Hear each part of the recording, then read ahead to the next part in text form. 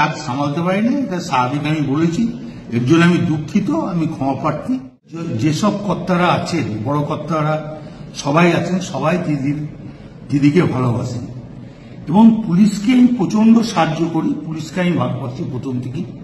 Police বিপদে পড়লে পুলিশের পাশে আমি দাঁড়াই। পুলিশকে গাল দেওয়ার কথা আমি কোনদিন ভাবতেই পারি না। পুলিশকে গাল কেউ যদি দেয়, আমি তাকে অপমান করি। এটা আমার বরাবরকার স্বভাব। এবং পুলিশের যখনই যে কোনো এসপি হোক, এসডিপিও হোক, অ্যাডিশনাল এসপি হোক, যারা আমাকে যখনই যা বলেছে যে এটা দেখে দিন, আমি দেখে দিয়েছি। পুলিশের পাশে সবসময় লোক দিয়ে যেমন করে হোক আমি তার কোনো ঝগড়াঝাটি করতে দিই না। আমি খুব দুঃখিত, কারণ আমি ওষুধ ফষুধ রাখতে খাই তো অনেক, ঘুমের, আর আমি এখন 10টার সময় ঘুমিয়ে যাই এবং ঘুমের ট্যাবলেটও খাই।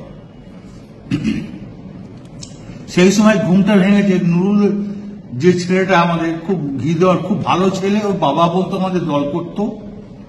বাবার করার পর ও দল করে, খুব নিরীহ ছেলে, ভালো ছেলে। ওকে যখন শুনেছি মেরে পাহাড় ভেঙে দিয়েছে, আমার মনটা খুব খারাপ।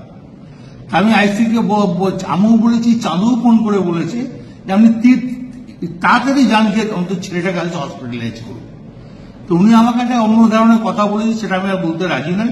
তখন আমি বলতে পারিনি, এটা স্বাভাবিক। আমি বলেছি, এর জন্য আমি দুঃখিত, আমি ক্ষমা প্রার্থী।